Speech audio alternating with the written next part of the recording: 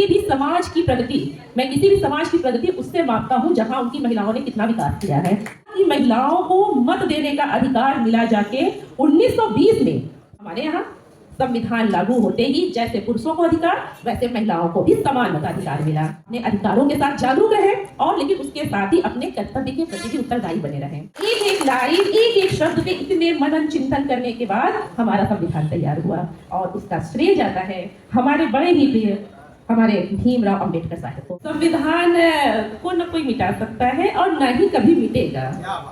तो संविधान है और हमेशा रहेगा। था तो नहीं। सबसे पहले तो मैं यहाँ पर उपस्थित अपने मंचासीन सभी विशिष्ट अतिथियों को हार्दिक नमन और अभिनंदन करती हूँ और साथ साथ आप सब जो मेरे सामने बैठे हैं उनसे ज्यादा मैं आपको नमन करती हूँ। तो एक बार आप लोग अपने लिए ताली बजा दीजिए, क्योंकि आप लगातार एक के बाद एक वक्ताओं को सुन रहे हैं और वही पूरी धैर्य और तन्मयता के साथ। तो ये बड़ी अच्छी बात है और काफी मतलब सराहनीय बात है। और मैं एक चीज देखी, जब मैंने एंट्री किया तो मैंने देखा कि आप सब लोगों ने लगभग एक सेम कलर पहना हुआ है। पहले मुझे समझ में नहीं आया, फिर बाद में मैंने उसको देखा तो वो शायद सम्राट अशोक क्लब भारत यही है ना। तो ठीक है, तो उसमें मैं भी शामिल हूँ क्योंकि मेरे भी देश का अधिपति है। तो आप मुझे भी अपने उस क्लब का सदस्य समझिए। अब बात करते हैं संविधान दिवस की। तो आप सबको बहुत बहुत बधाई संविधान दिवस की। और हम ये 75 साल पूरे हो गए हैं हमारे संविधान को लागू हुए। संविधान दिवस की एक बार आप मेरे साथ बोल दीजिए, जय संविधान। क्योंकि जिस तरीके से अभी हाल फिलहाल आ रही है खबरें, और खैर अब हम लोग सरकारी आदमी है तो ज्यादा कुछ तो बोल नहीं सकते, लेकिन संविधान को न कोई मिटा सकता है और न ही कभी मिटेगा।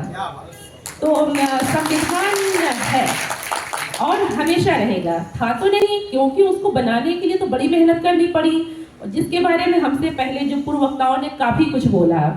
तो जब मैं सोचती हूँ, जब भाई चूंकि हम लोग प्रतियोगी छात्र रहे हैं तो हम लोगों ने बहुत रटा है संविधान को, तो मैं सोचती थी कि मतलब कैसे संभव है इतना बड़ा संविधान। पहले तो हमारा देश बहुभाषी, बहुजाति, बहुधर्मी, भाई अपने आप में ये अलग अलग तरह के भाई गुल है और सब मिल के गुलदस्ता बने हुए हैं। जैसे कि अभी बता रहे कि विविधता में एकता यही है। तो इतने लोगों को समायोजित करना, उनकी आकांक्षाओं को, उनकी महत्वाकांक्षाओं को एक उभरते हुए राष्ट्र के रूप में हमारे भारत को क्या चाहिए, उन सब चीजों को मिला के एक संविधान की रचना, और वो भी जो दुनिया का सबसे बड़ा और लिखित संविधान है। तो कितनी बड़ी बात है। ये तो बिल्कुल वैसा ही लगता है कि जैसे एक महिला धीरे धीरे एक एक फंदे डाल के स्वेटर बुनती है, अगर एक भी फंदा खिसका तो सारा स्वेटर बेकार। तो वैसे ही हमारा संविधान है कि उसकी एक एक लाइन एक एक शब्द पे इतने मनन चिंतन करने के बाद हमारा संविधान तैयार हुआ और उसका श्रेय जाता है हमारे बड़े ही प्रिय हमारे भीमराव अंबेडकर साहब को। कि भाई मैं जब भी उनके बारे में सोचती हूँ, मैं सोचती हूँ कि यार ऊपर वाले को इतना टैलेंटेड मतलब लगता है कि उसको बनाने के बाद उस सांचे को तोड़ दिया गया। जिस सांचे में हमारे भीमराव अंबेडकर साहब जी को बनाया गया, उसको बनाने के बाद खुद ऊपर वाले ने उस सांचे को तोड़ दिया कि अब दूसरा ऐसा हम बना ही नहीं सकते। तो मतलब इतना वो इतनी प्रगतिशील, भाई संविधान हमारा बनने में तो जानते ही इतना वक्त लगा था, और उस समय हमसे पहले कई यूरोपीय देशों में लागू भी हो चुका था। तो हम पढ़ते हैं कि सबसे पहले लोकतंत्र स्थापित हुआ अमेरिका में, जो बहुत ही सभ्य देश है। कहने को सबसे पहले लोकतंत्र वहाँ आया, वहाँ पे संविधान लागू हुआ।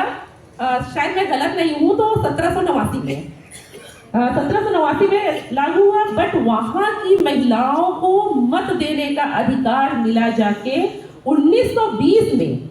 सोचिए इतना लंबा अरसा उन लोगों ने अपनी लड़ाई लड़ी, तब जाके 1920 में उन्हें मत देने का अधिकार मिला। और हमारे यहाँ संविधान लागू होते ही जैसे पुरुषों को अधिकार वैसे महिलाओं को भी समान मताधिकार मिला। तो ये सोचिए कि वो इतने प्रगतिशील थे कि वो उस समय से सोचे थे कि अगर कोई महिला अगर काम कर रही है तो उसको समान कार्य के लिए समान वेतन, ये भी हमारे संविधान में है। और रही बात हमारे बाबा साहेब की, तो वो कहते थे मैं किसी भी समाज की प्रगति उससे मापता हूँ जहाँ उनकी महिलाओं ने कितना विकास किया है। तो भाई अभी भी बहुत कुछ करना बाकी है हमारी महिलाओं के लिए। और संविधान दिवस हम मना रहे हैं, ठीक है। सुबह सुबह मेरे बेटे ने पूछा कि आज कौन सा दिवस है, बाल दिवस है। हम कहा नहीं यार, बाल दिवस तो हो गया, तो फिर कौन सा दिवस है? मैंने कहा संविधान दिवस। तो कह रही ये क्या होता है? तो मैंने कहा इंग्लिश में बताओ। तो हम कहे हाँ सही बात है, इंग्लिश मीडियम पढ़ा रहे हैं तो वही बताना पड़ेगा। तो मैंने कहा कॉन्स्टिट्यूशन डे क्या होता है इसमें। तो मैंने उसको समझाना चाहा कि जैसे तुम स्कूल जाते हो तो कुछ नियम कानून बने हुए हैं, जैसे तुम स्कूल टाइम से जाना है, टाइम से छूटना है, तो ऐसे हमारे देश को चलाने के लिए कुछ नियम कानून बने हुए हैं, उसी को संविधान कहते हैं। अब अल्लाह जाने कितना वो समझा। खैर तो मैंने कहा वो जैसे जैसे बड़ा होता जाएगा वो सीख जाएगा। तो मुझे ये मैं सोचने लगी कि इतना छोटा बच्चा है, इसको इतना क्यूरियोसिटी है कि संविधान क्या है। तो ये हम माँ बाप का फर्ज है कि सब अपने घरों में जैसे हर चीज सिखाते हैं वैसे उन्हें सिखाइए कि हमारा संविधान क्या है।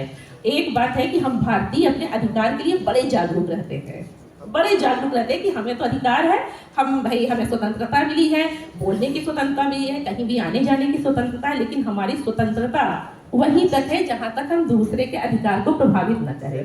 ठीक है, हमें अधिकार तो मिलते हैं पर अपने कर्तव्य अक्सर भूल जाते हैं।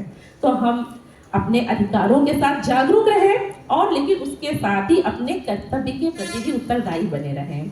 और उसकी सबसे बड़ी चीज है जो हमारे बाबा साहेब ने भी कहा था कि अभी हमसे पहले भी किसी ने कहा कि शिक्षित बनिए, संगठित रहिए, यही है ना।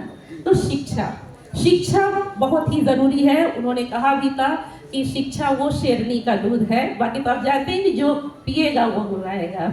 तो आप लोग अपने बच्चों को शिक्षा जरूर दीजिए। अपने बच्चों को खैर हम देते ही देते हैं, हमें अपने आसपास लोगों को भी प्रोत्साहित करना चाहिए।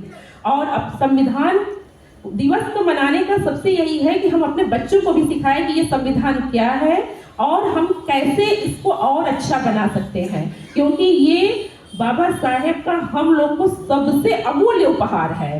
क्योंकि आज कुछ भी हो सबसे ऊपर संविधान है, उसके बाद सब उसके नीचे हैं। तो अभी हाल ही में तो देखिए सुप्रीम कोर्ट में भी कि आग की पट्टी खोल के संविधान के प्रति थमा दी गई है।